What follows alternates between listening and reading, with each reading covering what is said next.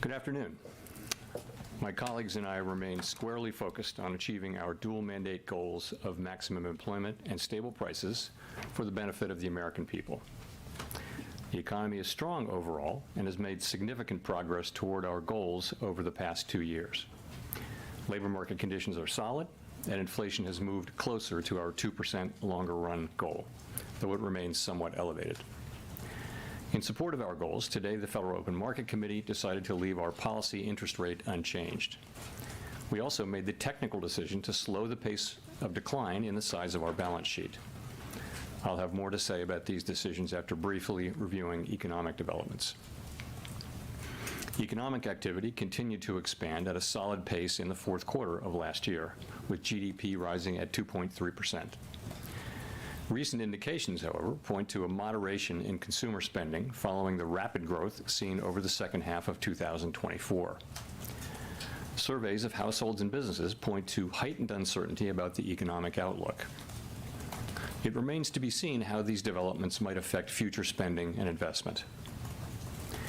In our summary of economic projections, the median participant projects GDP to rise 1.7% this year, somewhat lower than projected in December, and to rise a bit below 2% over the next 2 years.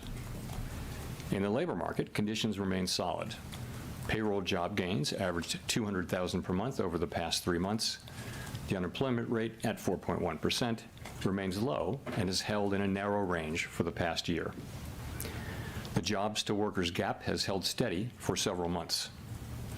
Wages are growing faster than inflation and at a more sustainable pace than earlier in the pandemic recovery. Overall, a wide set of indicators suggests that conditions in the labor market are broadly in balance. The labor market is not a source of significant inflationary pressures. The median projection for the unemployment rate in the SEP is 4.4% at the end of this year and 4.3% over the next 2 years. Inflation has eased significantly over the past 2 years, but remains somewhat elevated relative to our 2% longer run goal. Estimates based on the Consumer Price Index and other data indicate that total PCE prices rose 2.5% over the 12 months ending in February, and that excluding the volatile food and energy categories, core PCE prices rose 2.8%. Some near-term measures of inflation expectations have recently moved up. We see this in both market and survey-based measures, and survey respondents, both consumers and businesses, are mentioning tariffs as a driving factor. Beyond the next year or so, however, most measures of longer-term expectations remain consistent with our 2% inflation goal. The median projection in the SEP for total PCE inflation is 2.7% this year and 2.2% next year, a little higher than projected in December. In 2027, the median projection is at our 2% objective. Our monetary policy actions are guided by our dual mandate to promote maximum employment and stable prices for the American people. At today's meeting, the committee decided to maintain the target range for the federal funds rate at 4.25% to 4.5%. Looking ahead, the new administration is in the process of implementing significant policy changes in 4 distinct areas: trade, immigration, fiscal policy, and regulation. It is the net effect of these policy changes that will matter for the economy and for the path of monetary policy. While there have been recent developments in some of these areas, especially trade policy, uncertainty around the changes and their effects on the economic outlook is high. As we parse the incoming information, we're focused on separating the signal from the noise as the outlook evolves. As we say in our statement, in considering the extent and timing of additional adjustments to the target range for the federal funds rate, the committee will assess incoming data, the evolving outlook, and the balance of risks. We do not need to be in a hurry to adjust our policy stance, and we are well positioned to wait for greater clarity. In our SEP, FOMC participants wrote down their individual assessments of an appropriate path for the federal funds rate based on what each participant judges to be the most likely scenario going forward. An admittedly challenging exercise at this time in light of considerable uncertainty. The median participant projects that the appropriate level of the federal funds rate will be 3.9% at the end of this year and 3.4% at the end of next year, unchanged from December. While these individual forecasts are always subject to uncertainty, as I noted, uncertainty today is unusually elevated. And of course, these projections are not a committee plan or a decision. Policy is not on a preset course. As the economy evolves, we will adjust our policy stance in a manner that best promotes our maximum employment and price stability goals. If the economy remains strong and inflation does not continue to move sustainably toward 2%, we can maintain policy restraint for longer. If the labor market were to weaken unexpectedly or inflation were to fall more quickly than anticipated, we can ease policy accordingly. Our current policy stance is well positioned to deal with the risks and uncertainties that we face in pursuing both sides of our dual mandate. At today's meeting, we also decided to slow the pace of decline in our balance sheet. Since we began balance sheet runoff, our securities holdings have declined by more than $2 trillion. While market indicators continue to suggest that the quantity of reserves remains abundant, we have seen some signs of increased tightness in money markets. Beginning in April, the monthly cap on Treasury redemptions will be lowered from $25 billion to $5 billion. Consistent with the committee's intention to hold primarily Treasury securities in the longer run, we are leaving the cap on agency securities unchanged. This action has no implications for our intended stance of monetary policy and should not affect the size of our balance sheet over the medium term. The committee also continued its discussions as part of our 5-year review of our monetary policy framework. At this meeting, we focused on labor market dynamics and our maximum employment goal. As we have indicated, our review will include outreach and public events involving a wide range of parties, including Fed Listens events around the country and a research conference in May. Throughout this process, we will be open to new ideas and critical feedback, and we will take on board lessons of the last 5 years in determining our findings. We intend to wrap up the review by late summer.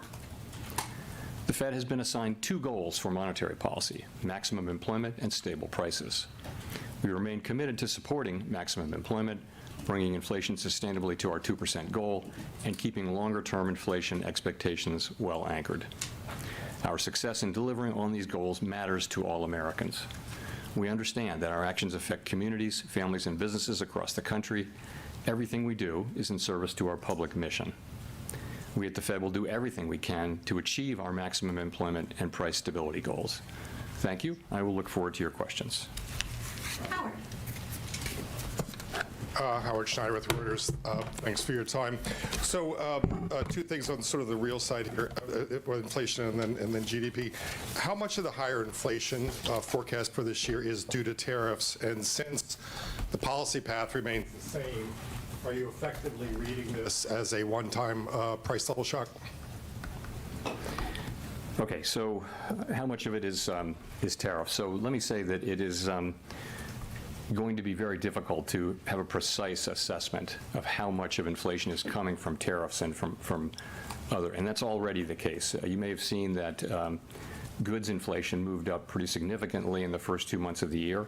Trying to track that back to actual tariff increases, given what was tariffed and what was not, very, very challenging. So some of it, the answer is clearly some of it. A good part of it is coming from tariffs, but we'll be working, and so will other forecasters, to try to find the best possible way to separate non-tariff inflation from tariff inflation. In terms of your sort of looking through question, too soon to say about that. As I've mentioned, it can be the case that it's appropriate sometimes to look through inflation if it's going to go away quickly without action by us, if it's transitory, and that can be the case in the case of tariff inflation. I think that would depend on the tariff inflation moving through fairly quickly, and it would depend critically as well on inflation expectations being well anchored, longer-term inflation expectations being well anchored. Well, I guess I'm looking at the out years here, and the fact that the policy path doesn't change at all, and inflation is unchanged in the out years also. Doesn't that imply you all have basically decided that there is no signal here, and that it's just we're back to transitory again? So I think that's kind of the base case, but as I said, we really can't know that we're going to have to see how things actually work out. And the fact that there wasn't much change, I think that's partly because, you see weaker growth but higher inflation. They kind of offset, and also, frankly, a little bit of inertia when it comes to changing something in this highly uncertain environment. I think there is a level of inertia where you just say, maybe I'll stay where I am. Colby. Thank you. Colby Smith with the New York Times.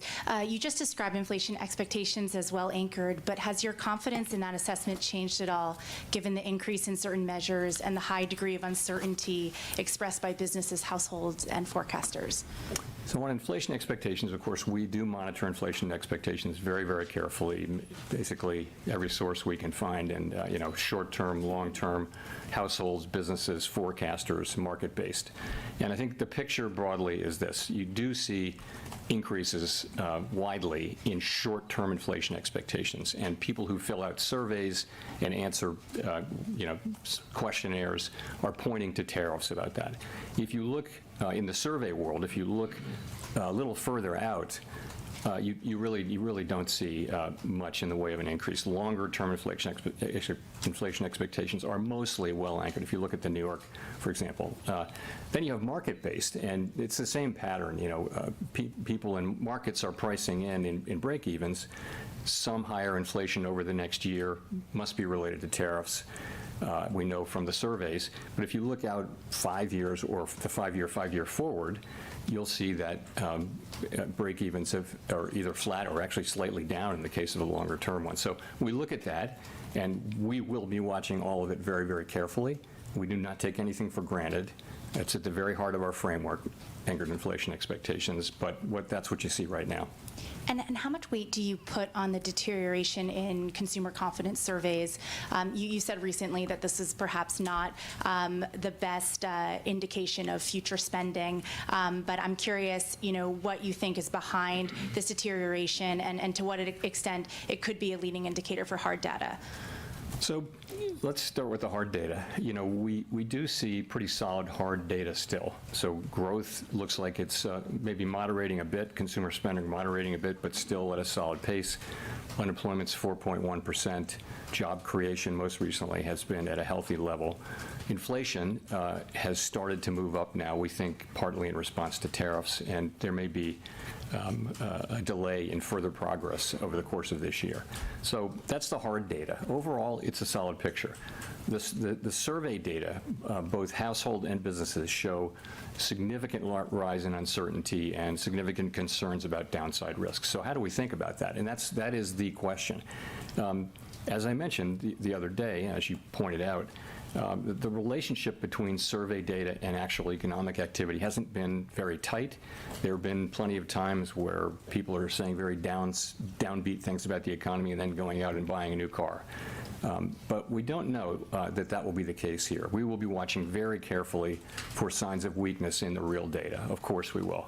But given where we are, we think our policy's in a good place to react to what comes, and we think that the right thing to do is to wait here for greater clarity about what the economy is doing.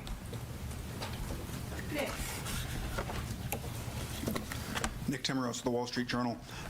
Chair Powell, Chair Greenspan once defined price stability as an environment in which inflation is so low and stable over time that it doesn't materially enter into the decisions of households and firms. Can you say that today, that we have that price stability, that households and businesses are ignoring price growth? When you see buy in advance psychology, big changes in inventories, and surveys that show consumers, at least in the short run, expect higher inflation. So I do like that definition a lot. In fact, I used it at the recent conference where I spoke. So I think a world where people can make their daily economic decisions in businesses and they're not having to think about the possibility of significantly high inflation. We know inflation will bounce around. That is price stability. I think we were getting closer and closer to that. I wouldn't say we were at that. Inflation was running around 2.5% for some time. I do think with the arrival of the tariff inflation, further progress may be delayed. The SEP doesn't really show further downward progress on inflation this year, and that's really due to the tariffs coming in.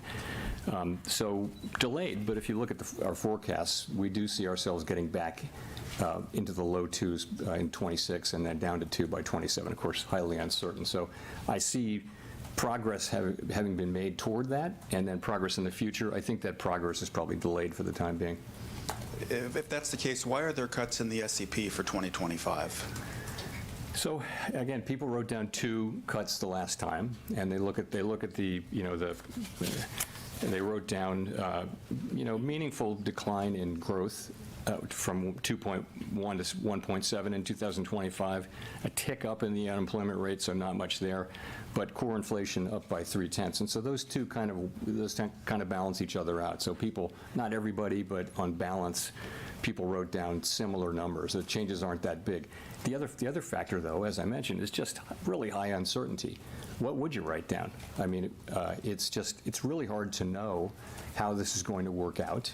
And again, we think our policy is in a good place. We think it's a good place where we can move in the direction where we need to. But in the meantime, it's really appropriate to wait for further clarity. And of course, the costs of doing that, given that the economy is still solid, are very low.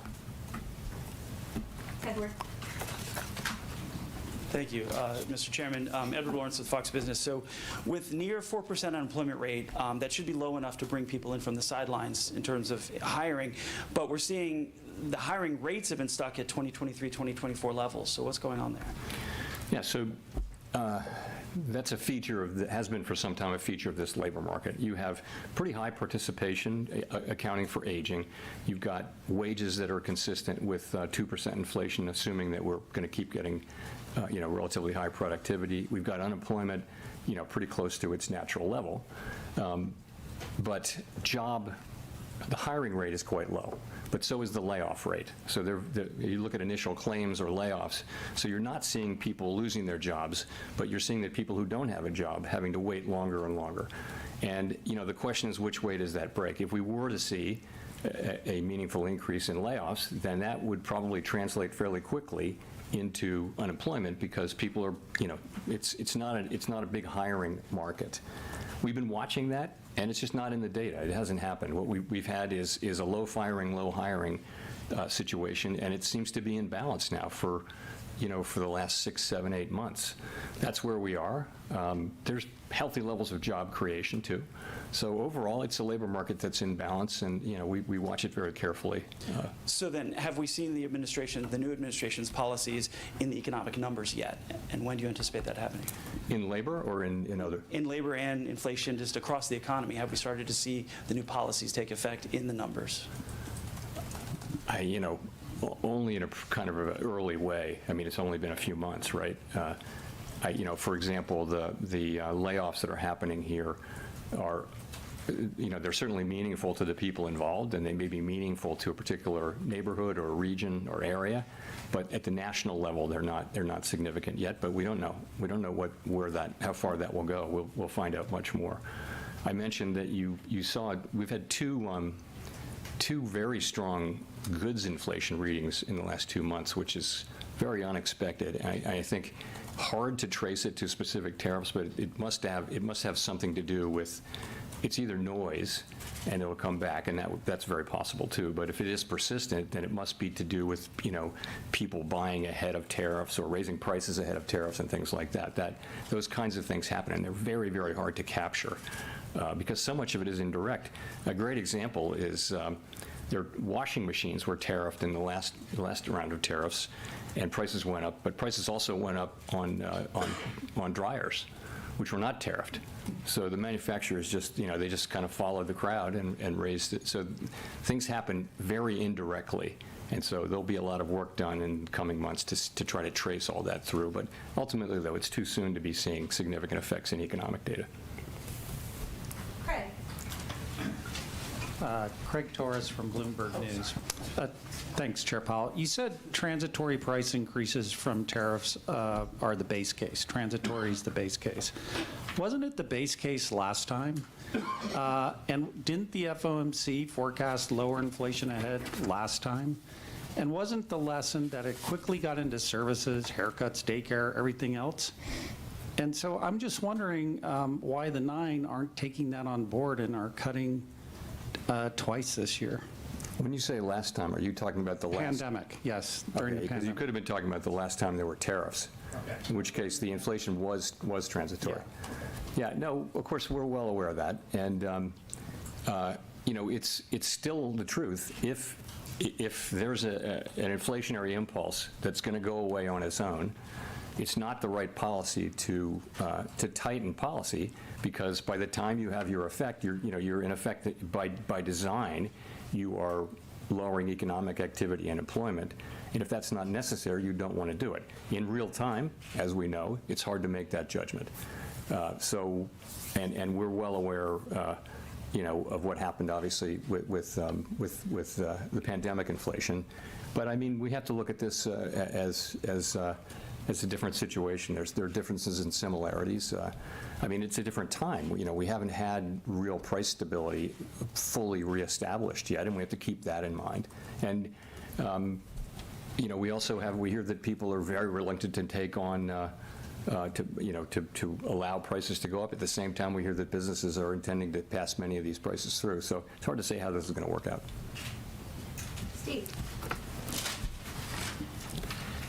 Steve Leisman, CNBC. Thanks for taking my question, Mr. Chairman. The Bank of Canada, in its last policy statement, said monetary policy cannot offset the impacts of a trade war. What it can and must do is ensure that higher prices do not lead to ongoing inflation. I wonder if that kind of reflects your own sense of prioritization faced with higher prices and weaker growth, that the idea is you have to take care of inflation. You know, so we have two goals, right? We have maximum employment and price stability, and we have to balance those. And you know, there can be situations in which they're in tension, right? And we actually have a provision in our consensus statement that says what we should do in that case. That's a very challenging, you know, situation for any central bank, and certainly for us. And so what we say that we'll do is we'll look how far each of those two goals is, each of those two measures is from its goal. And then we'll ask how long we think it might take to get back to the goal for each of them, and we'll make a judgment, because our tools work in one direction. We're either tightening or loosening.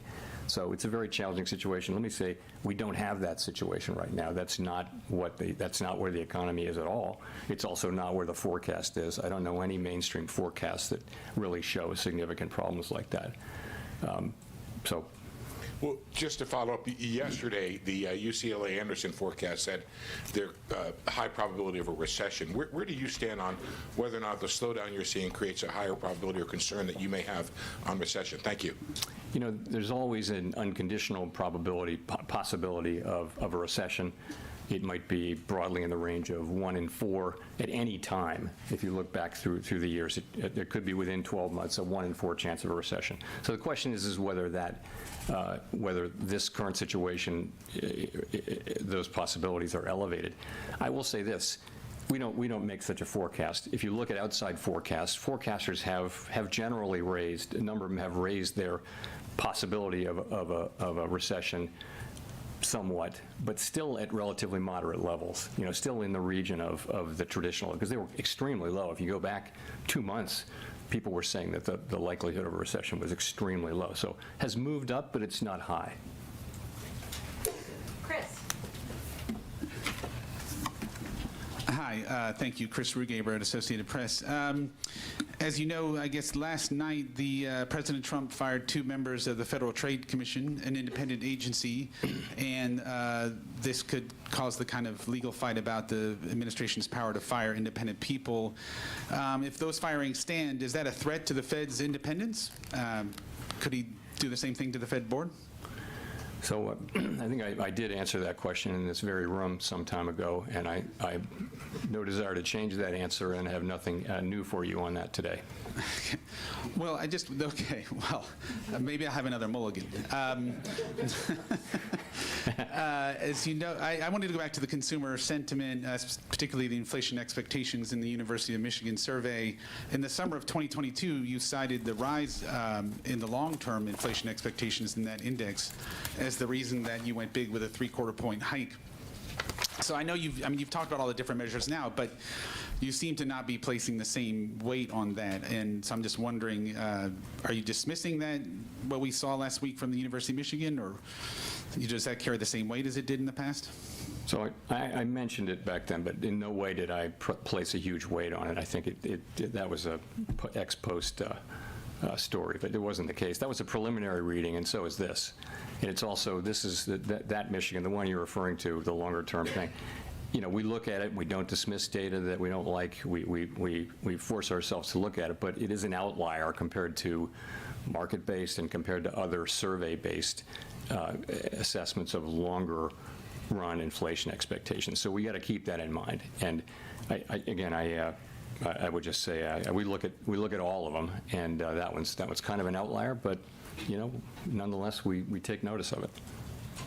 Thank you. Michael McKee from Bloomberg Radio and Television.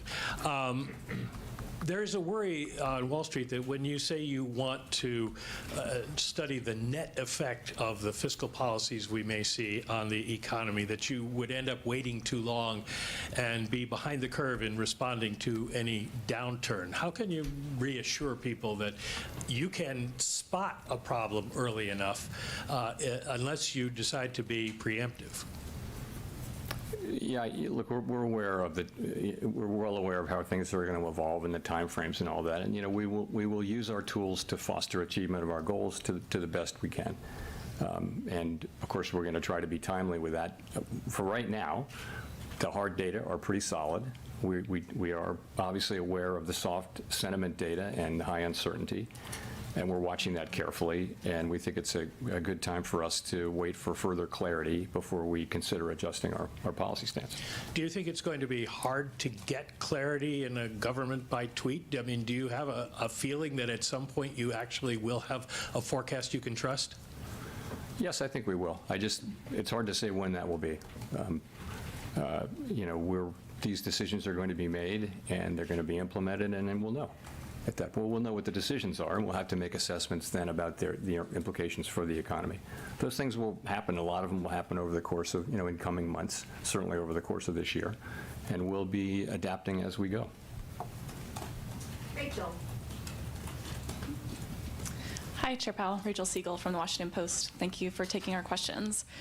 At the beginning, you were talking about separating the signal from the noise and tariff inflation from non-tariff inflation.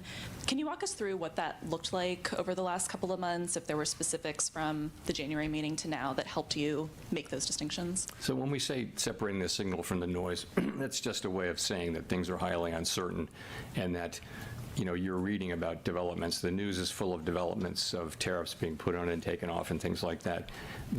Some of that is noise in the sense that it's not really telling you anything. You're trying to extract a signal from that, and the signal is what's going to be the effect on economic activity, on inflation, on employment, and all those things. So that's really when we say signal and noise. Sorry, the second thing was?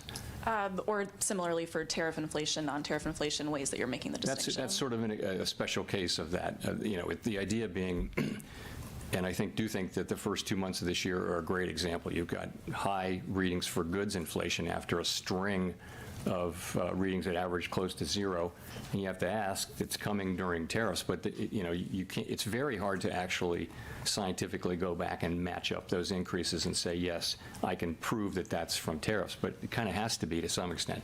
Plus noise. There can be idiosyncratic readings in various categories which will shortly reverse, and that happens too, and that could be a big piece of it. I think we'll know. In a couple of months, we'll know whether those were, where that really was from. But that's another case where I think it's going to be very, very challenging to unpack the inflation that we see over the course of this year and be able to say with confidence how much of that came from inflation and how much of it, from tariffs and how much of it didn't. But that's what we'll be doing. We'll be doing that, and so will everybody else, and we'll all be trying very hard to make that assessment. And, I'm sure we will make a lot of progress on that, and we already have, but it's going to be a challenge.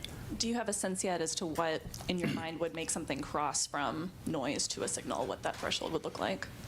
It would depend on what we're talking about. I mean, obviously, you're looking for direct evidence that particular pieces of inflation are or are clearly not caused by tariffs. For example, if it's something that was, in the service sector that was far away from anything that's tariffed, you might think, okay, well, that is, like, frankly, housing services inflation, which, by the way, has been behaving well, which for some time was kind of our problem. Now it's slow, but it's definitely, moving down in a very good way. It's more now with goods and to some extent with non-housing services inflation. Kelly. Thanks for taking our questions, Chair Powell. Kelly O'Grady, CBS News. So consumer sentiment has dipped dramatically, but you say the economy and the hard data is still solid. What is your message to consumers that clearly disagree and don't feel that strength? Because the hard data they're looking at is their grocery bill. Okay, so a couple things. The grocery bill is about past inflation, really. There was inflation in 21, 2, and 3, and prices went up. The current level, it's not the change in prices, it's they're unhappy, and they're not wrong to be unhappy that prices went up quite a bit, and they're paying a lot for those things. So I think that is the fundamental fact, and has been for a long time, a couple of years, why people are unhappy with the economy. It's not that the economy is not growing. It's not that inflation is really high. It's not that unemployment is high. It's none of those things. We have, 4.1% unemployment. We've got 2% growth, and it's a pretty good economy. But people are unhappy because of the price level, and we completely understand and accept that. And just to follow up, why are you still projecting 2 rate cuts this year if your own projections show inflation higher for longer? Does that mean you see a slowdown in economic growth as a real threat? So I think remember we came into this with, at the December meeting, the median was 2 cuts, the median was. And so you come in and you see, broadly speaking, weaker growth but higher inflation. And they kind of balance each other out. So you think, and unemployment is there's really only a 1/10 change. So there's just not a big change in the forecast. There really isn't. Modest, meaningfully higher growth and meaningfully higher inflation, which call for different responses, right? So they cancel each other out, and people just said, okay, I'm going to stay here. But the second factor is it's so highly uncertain. Is just, we're sitting here thinking, and we obviously are in touch with businesses and households all over the country. We have an extraordinary network of contacts that come in through the reserve banks and put in the beige book, and also through contacts at the board. And we get all that, and we do understand that sentiment has fallen off pretty sharply, but economic activity has not yet. And so we're watching carefully. So I would tell people that the economy seems to be healthy. We understand that sentiment is quite negative at this time, and that probably has to do with turmoil at the beginning of an administration that's making big changes in areas of policy, and that's probably part of it. I do think the underlying unhappiness people have about the economy, though, is more about the price level. Victoria.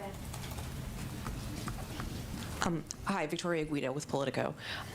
I wanted to ask, first of all, if you could clarify, you were talking about how tariffs were a good part of the uptick in the inflation forecast, and I was just wondering what that specifically refers to. Is that the tariffs that have already been put in place? Is that anticipating some of the tariffs that might be coming on April 2nd? And then also, if you wouldn't mind, talking a little more about the balance sheet decision and what drove that.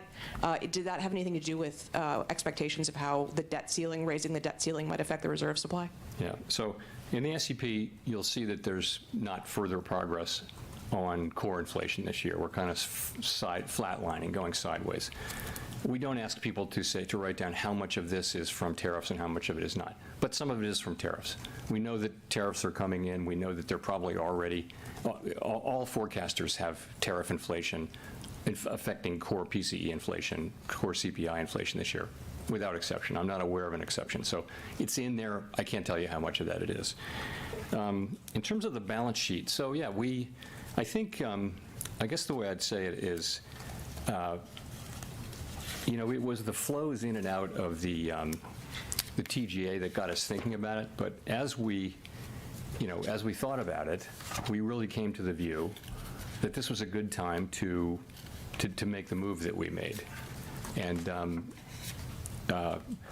broadly committee that came around to the view that we would do the same thing we'd already done, which is I guess in June, was it June, whenever it was, we lowered the pace of QT, and we're just going to do that again. We're going to cut it roughly in half. And the sense of that is, if you're cutting the pace of QT roughly in half, then the runway is probably doubled. Okay, so it's going to be slower for longer. And people really like that. People thought that's a good idea. You know, it's like a plane. You can think of it like a plane coming in for a landing. As we get closer, and by the way, we still think that reserves are abundant, although you begin to see some of the things we look at begin to react a little bit, but we still think that they're abundant. And of course, now the TGA is emptying out, so reserves are higher now, so you can't really see the underlying signal. So we came around to the view, and it had a lot of appeal, and so we did it. It has no implications at all for monetary policy. It has no implications at all for the ultimate size of the balance sheet. It isn't sending a signal in any hidden way that you can try to tease out. It's just not there. We're basically, it's very consistent with our plans and our practices that we've published and that we've followed since we began this, what is a very successful rundown of the balance sheet. Again, the second time that we've slowed the pace, and we've said that we would stop when we were somewhat above the level we judge as ample. And clearly we're not at that level yet, but we're going to be approaching it more slowly. It's a common sense kind of a thing, and it had pretty broad appeal, I will say. Claire. Claire Jones, Financial Times. You said in January, Chair Powell, that inflation expectations remained well anchored. Would you still say they remain well anchored today? And just to reiterate the question others have asked, if they're not so well anchored, why hasn't there been a more radical shift to the policy path today? Thank you. So when we talk about inflation expectations being well anchored, we're talking about longer run inflation expectations. And they really haven't moved much, I mean, if at all. There's one reading that everyone's focusing on that it's higher, but the other survey readings and the market-based readings all show relatively, well-anchored inflation expectations. You would expect that expectations of inflation over the course of a year would move around because conditions change, and in this case, we have tariffs coming in. We don't know how big, what speed, there's so many things we don't know, but we kind of know there are going to be tariffs, and they tend to bring growth down, they tend to bring inflation up in the first instance. So I would say, I'm not dismissing what we're seeing in short-term inflation expectations. We, as I mentioned, follow that very carefully. But when we say expectations are well anchored, we're really looking at longer terms, 5-year and out, and there's really no story to tell 5 years and out, either in market-based or in surveys. But we'll watch it. I mean, we're not we're not going to miss any evidence that longer term or medium term inflation expectations are moving. Neil. Hi, Chair Powell. Neil Irwin with Axios. Treasury Secretary Bessent has observed that a large share of job growth over the last couple of years has been in what he calls government or government-adjacent sectors, healthcare, education. Do you agree that there's some weakness in underlying private job growth, and do you see the composition of job growth as something that has policy implications? So that has been the case. We talked about that over the course of the last year. There were some good number of months and times when a lot of the job creation was concentrated in, educational institutions, healthcare, state governments, things like that. There were also times when private sector job growth has been moving in a healthy range. I mean, they're all jobs, but and remember, we're at very low unemployment for quite a time now. So I think it's a good labor market, but it's something that we monitor carefully. From our standpoint, employment is employment. But the elected government is entitled to have, we don't have policies that address different kinds of employment, but the elected government has a different role, and they can have those. Can I do a quick QT question? Does the committee envision at some point tapering the MBS runoff as well? I think tapering it, I don't know. There's no plan to do that. At a certain point, we'll stop runoff. And we may or may not stop MBS runoff, though, because, we want to stop runoff in net at some point. We haven't made any decisions about that. We want the MBS to roll off our balance sheet. We really strongly desire that. So, but we haven't made any decisions about that. I think we'd look carefully at letting that keep going, but hold the overall size of the balance sheet in, constant at some point, a point that we're not out yet. Simon. Simon Rabinovich with The Economist. Thank you, Chair Powell. Several times today you've said that you feel you're well positioned to wait for greater clarity.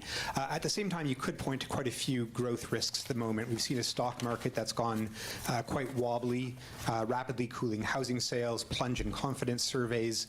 Today, not only did the S&P mark down the growth outlook, 17 of 19 see risks to the downside. So my question is, how confident are you that you're well positioned, or is that one more thing that you're uncertain about? I'm confident that we're well positioned in the sense that we're well positioned to move in the direction we'll need to move. I don't know anyone who has a lot of confidence in their forecast. I mean, the point is we are at, we're at a place where we can cut, or we can hold what is clearly a restrictive stance of policy, and that's what I mean. I think that's well positioned. Forecasting right now, forecasting is always very, very hard, and in the current situation, I just think uncertainty is remarkably high. And sorry, standing here today, would you be surprised to pivot back towards rate cuts in May? I think we're not going to be in any hurry to move, and as I mentioned, I think we're well positioned to wait for further clarity, and not in any hurry. Matt. Matt Egan with CNN. Thank you, Chair Powell. The Fed statement released today removed a line that previously said the committee judges that the risks to achieving its employment and inflation goals are roughly in balance. Can you explain the decision to remove that line? Does it mean that you're now more concerned about inflation or about employment? Actually, it does not mean either of those things. Sometimes with language, it lives its useful life, and then we take it off, and that was the case here. There's really not meant to be any signal here. Over the past year, conveying the sense of the balance of risks was important, that they be in balance or close to being in balance. That was useful as we approached liftoff, if you remember, but we're past that. Beginning to cut.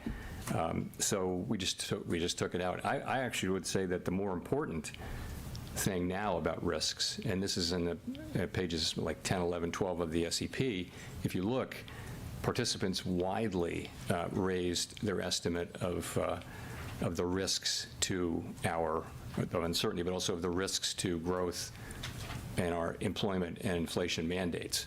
That's a more salient point now than whether they're in balance. Just on the stock market has obviously declined significantly since the Fed last met. Are you concerned at all about some of the market volatility having a real economic impact in terms of hurting business spending or consumer spending, especially among higher income households? So financial conditions matter to us because, financial conditions are the main channel to the real economy through which our policy has its effects. So they're important. But what matters from a Fed standpoint for the macro economy is material changes to overall financial conditions that are persistent, that last for a while, long enough to actually affect economic activity. So that's what we're looking for. I'm not going to opine on the appropriate level of any market, equity, debt, commodities, or anything like that. And I would just point you to the bigger picture again. The real economy, the hard data, are still in reasonably good shape.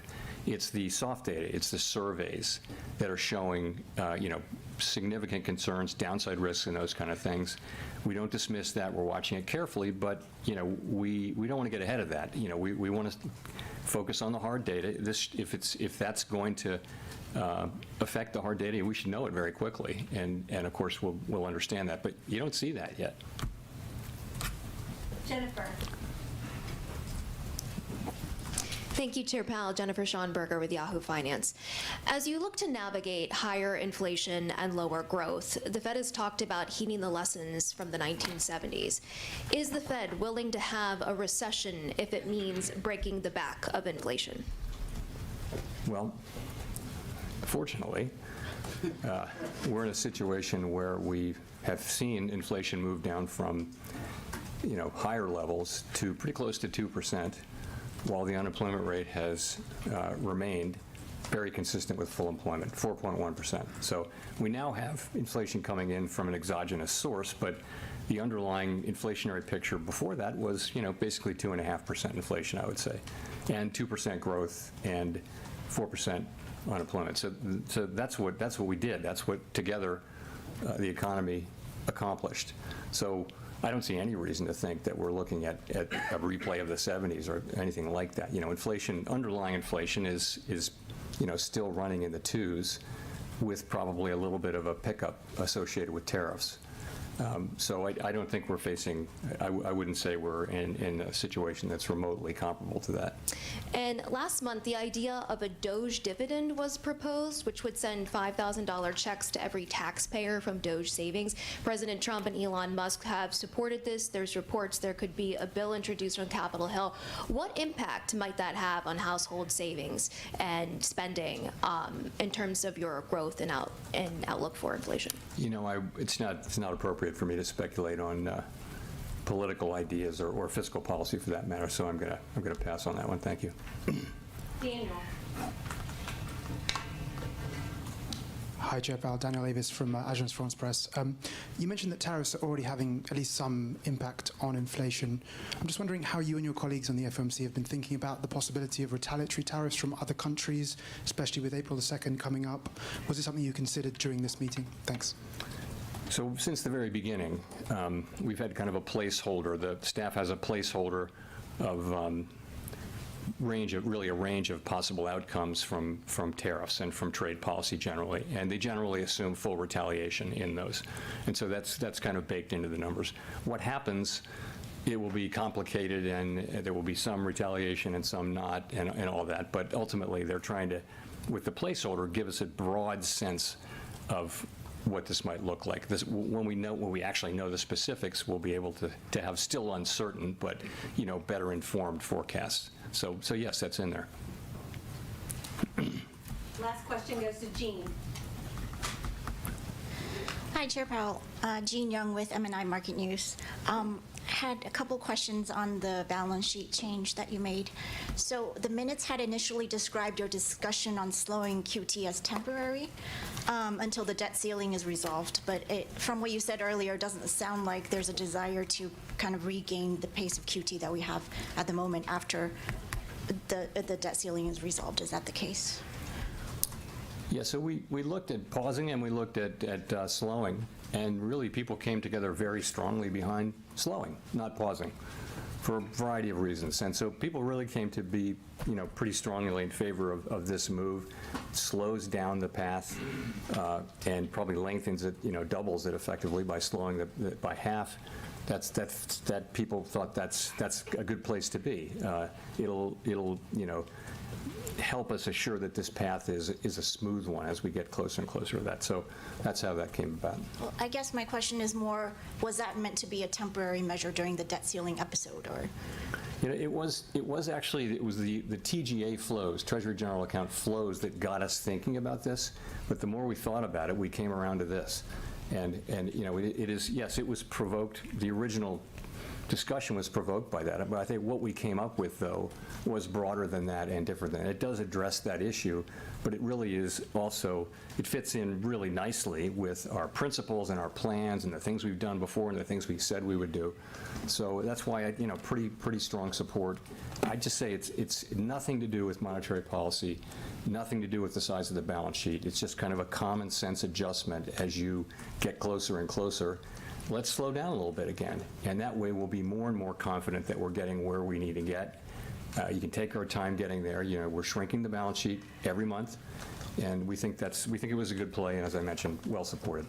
Thanks very much.